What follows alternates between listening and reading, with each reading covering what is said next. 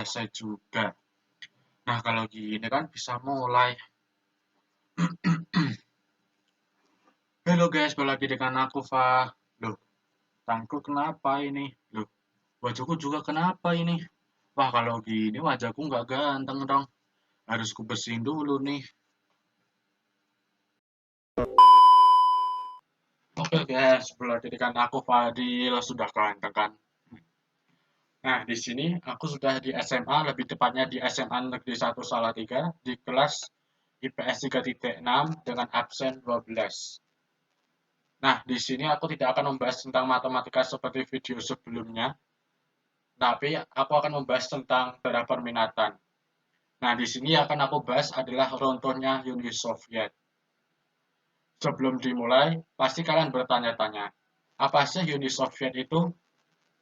Nah, Uni Soviet atau USSR atau Uni Republik Sosialis Soviet disingkat URSS adalah negara sosialis yang pernah ada antara tahun 1922 sampai 1991 di Eurasia.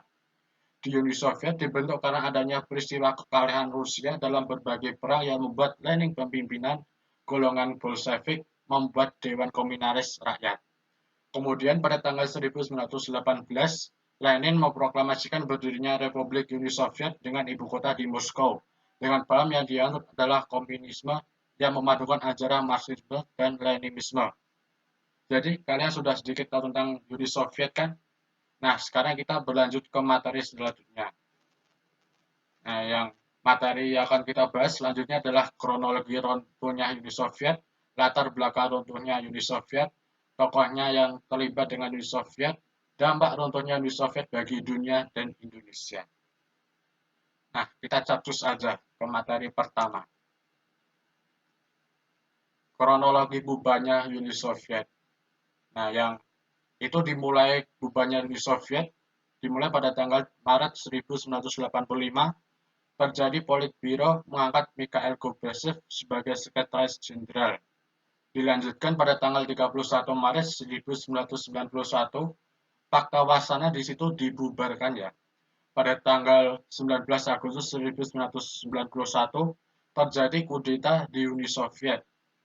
Dilanjutkan dengan 23 Agustus 1991, Mikhail Gorbachev menolak permintaan Boris Yeltsin tentang pembubaran Uni Soviet di dalam sidang yang diadakan di gedung parlemen.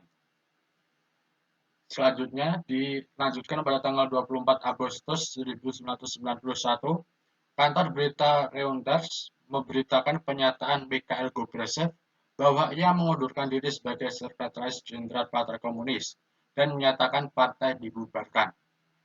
Nah, setelah Agustus 1991, popularitas Mikhail menurun. Sedangkan popularitas Boris semakin populer di mata masyarakat Uni Soviet dan dunia. Selanjutnya, pada tanggal 1 sampai 8 Desember 1991, negara-negara bagian Uni Soviet satu persatu menyatakan diri terlepas dari Uni Soviet, contohnya adalah Rusia dan Ukraina. Dilanjutkan tanggal 8 Desember 1991, berdirinya CIS atau PNM. Kemudian, pada tanggal 25 Desember 1991, Mikhail Gorbachev mengundurkan diri sebagai Presiden Uni Soviet. Dilanjutkan pada tanggal 26 Desember 1991, pemerintah Rusia mengambil alih kantor-kantor Uni Soviet di Rusia dan penurunan bendera Uni Soviet untuk terakhir kalinya. Yang terakhir kali, 31 Desember 1991, Uni Soviet secara resmi dibubarkan. Oke? Nah, materi yang selanjutnya adalah tentang latar belakang runtuhnya Uni Soviet. Nah, latar belakang runtuhnya Uni Soviet itu ada banyak. Salah satunya adalah lahirnya generasi baru. Nah, maksud generasi baru di sini adalah pasca kematian Chernenko, Politik Biro mengangkat Mikhail Gorbachev sebagai Sekretaris Jenderal pada bulan Maret 1985 yang menandai hadirnya generasi kepemimpinan yang baru. Mikhail Gorbachev membuat beberapa kebijakan seperti Glasnost dan Perestroika. Namun, kebijakan-kebijakan tersebut sebaliknya merugikan masyarakat Uni Soviet. Yang selanjutnya ada latar belakang sifat totaliter rezim komunis. Sifat totaliter rezim komunis di Uni Soviet sudah dimulai sejak berdirinya Uni Soviet. Namun pada akhir tahun 1940-an, Uni Soviet mulai membantu pendirian rezim-rezim komunis di sebagian besar Eropa Timur. Kemudian, Uni Soviet juga membantu rezim komunis di berbagai belahan dunia. Dikutip dari buku Gulag Archipelago ditambah berita harian Komsomolskaya Pravda, mencatat sifat totalitar rezim komunis di Uni Soviet sudah menimbulkan korban jiwa lebih dari 100 juta. Hal tersebut membuat Uni Soviet mendapat kecaman dari seluruh dunia.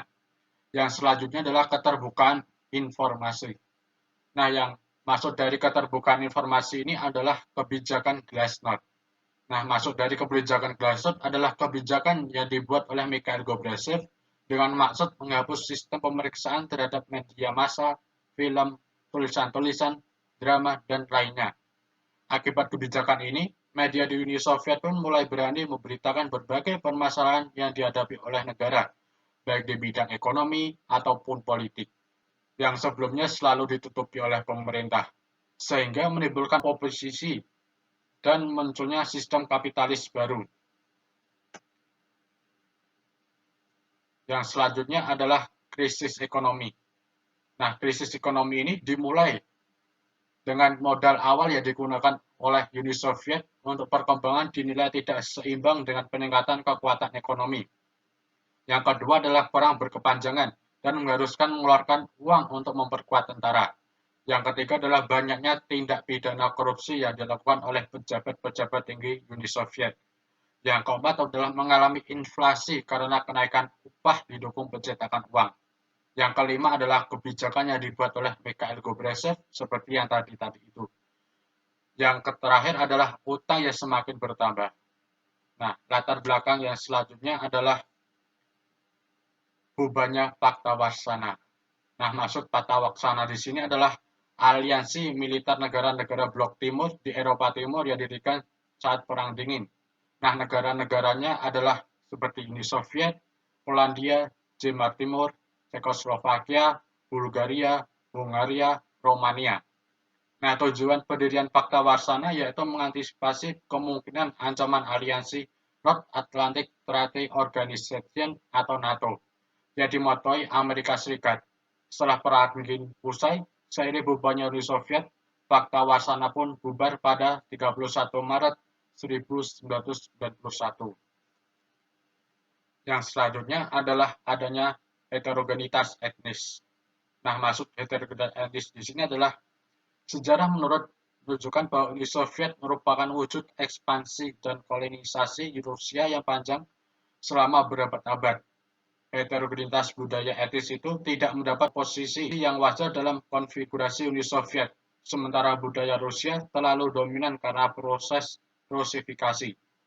Di akhir 20-an, pada masa perestroika terjadi peningkatan kekerasan yang disebabkan persaingan nasional etnis di Republik Uni Soviet. Contohnya adalah anak-anak muda Kazakh yang tak puas dengan pengangkatan kepala republik mereka, yang merupakan seorang beretnis Rusia, berdemonstrasi hingga menyebarkan kerusuhan. Akhirnya pemerintah mengirim pasukan untuk meredakan kerusuhan. Oke, materi yang selanjutnya adalah tentang tokoh yang terlibat dengan Uni Soviet. Tokoh yang pertama adalah Vladimir Lenin. Vladimir Lenin adalah seorang tokoh revolusionaris komunis, politikus dan teoretikus politis berkebangsaan Rusia yang menjabat sebagai kepala pemerintahan Republik Sosialis Federasi Soviet Rusia disingkat RSFS Rusia dari tahun 1917 hingga kematiannya, dan juga sebagai kepala pemerintahan Uni Soviet dari tahun 1922 hingga akhir hayatnya. Kebijakan yang ia pernah buat adalah kebijakan ekonomi baru yang bertujuan untuk mencegah keruntuhan ekonomi Rusia. Tokoh yang selanjutnya adalah Mikhail Gorbachev. Mikhail Gorbachev adalah seorang politikus Rusia dan Uni Soviet menjadi pemimpin Uni Soviet ke-8 dan terakhir, yang menjabat sebagai Sekretaris Jenderal Partai Komunis Uni Soviet sejak tahun 1985 hingga 1991. Kebijakan yang pernah ia buat adalah yang pertama adalah kebijakan Glasnost. Kebijakan Glasnost adalah peraturan yang mengarahkan Uni Soviet untuk lebih terbuka di berbagai aspek kehidupan. Kebijakan yang kedua adalah kebijakan perestroika. Kebijakan perestroika yang mengedepankan strukturis pemerintahan Uni Soviet, namun kebijakan ini ternyata tidak berjalan mulus karena muncul pro dan kontra antara generasi lama atau yang dimaksud dengan konservatif terhadap ideologi dan generasi yang sepemilikan dengan Gorbachev. Tokoh yang selanjutnya adalah Boris Yeltsin. Boris Yeltsin adalah presiden Rusia pertama pasca pecahnya Uni Soviet yang menjabat pada tahun 1991 hingga 1999. Ia adalah tokoh penting di balik kemajuan Rusia saat ini. Boris Yeltsin pernah menentang upaya kudeta yang dilakukan kelompok komunis terhadap Gorbachev yang saat itu masih memimpin Uni Soviet. Bahkan Boris Yeltsin mendesak agar Presiden Uni Soviet Mikhail Gorbachev membubarkan Partai Komunis, tetapi ditolak. Namun tiba-tiba di hari kemudian setelah Boris Yeltsin mendesak Mikhail Gorbachev, kantor berita Reuters memberitakan pernyataan Gorbachev bahwa ia mengundurkan diri sebagai Sekretaris Jenderal Partai Komunis dan menyatakan Partai Komunis dibubarkan. Nah, materi yang selanjutnya adalah dampak runtuhnya Uni Soviet bagi dunia. Yang pertama adalah lahirnya 15 negara baru yang merdeka. Tiga negara pertama yang menyatakan merdeka dan berdaulat adalah Latvia, Estonia, dan Lituania. Setelah Uni Soviet perlahan runtuh, 12 negara lainnya satu persatu menyusul untuk merdeka, antara lain Armenia, Azerbaijan, Belarus, Georgia, Kazakhstan, Kyrgyzstan, Moldova, Rusia, Tajikistan, Turkmenistan, Ukraina, dan Uzbekistan. Yang kedua adalah berdirinya CIS. CIS atau Commonwealth of Independent States atau PNM disingkat Permakmuran Negara-Negara Merdeka, merupakan organisasi regional beranggotakan negara-negara bekas Uni Soviet yang dibentuk saat pembubaran Uni Soviet. CIS dibentuk oleh Presiden Rusia Boris Yeltsin bersama Presiden Ukraina Leonid Kravchuk dan Presiden Belarus Stalinov. Yang ketiga adalah berakhirnya Perang Dingin. Akibat runtuhnya Uni Soviet, Perang Dingin pun berakhir. Dengan demikian, kemenangan Perang Dingin dimenangkan oleh Amerika Serikat dan menjadi negara nomor satu di dunia pada saat itu. Yang keempat adalah krisis ekonomi. Setelah Uni Soviet runtuh, kondisi ekonomi di Eropa Timur semakin tidak stabil. Bahkan produk nasional bruto atau PNB di negara-negara Eropa Timur turun sebesar 20%. Namun ekonomi Eropa Timur bangkit sekitar tahun 1993. Yang kelima adalah menguatnya dan berkembangnya praktik korupsi di Rusia. Penyerahan kekuasaan Mikhail Gorbachev kepada Presiden Rusia Boris Yeltsin membuat penguatnya Rusia. Namun dengan adanya penyerahan kekuasaan tersebut terjadilah inflasi. Warga Rusia dilanda kemiskinan dan akhirnya dipenuhi dengan praktik korupsi di dalam sistem pemerintahan Rusia. Yang terakhir adalah hancurnya sistem komunisme. Setelah Uni Soviet bubar dan Perang Dingin dimenangkan oleh Amerika Serikat, negara-negara Eropa Timur semakin terpapar oleh ideologi Barat, alias kubu AS atau Amerika Serikat dan sekutunya. Warga Eropa Timur mulai menerapkan liberalisme dan kapitalisme yang membuat sistem komunisme perlahan-lahan menghilang di sana. Nah, selain dampak bagi dunia, pasti ada dong dampak bagi Indonesia.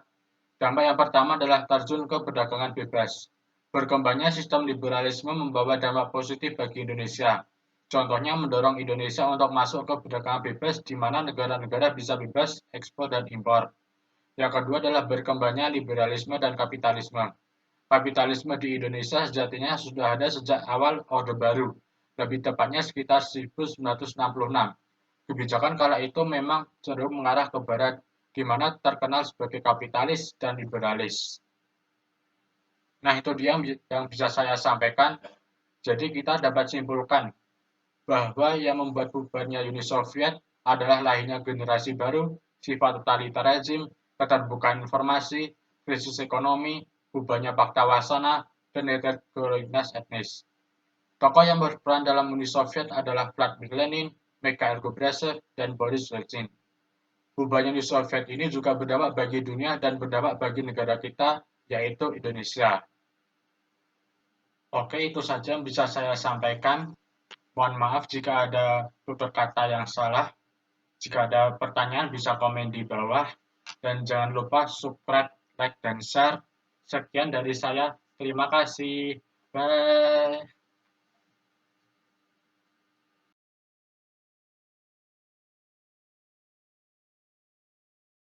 For all of us here at ABC News, good night.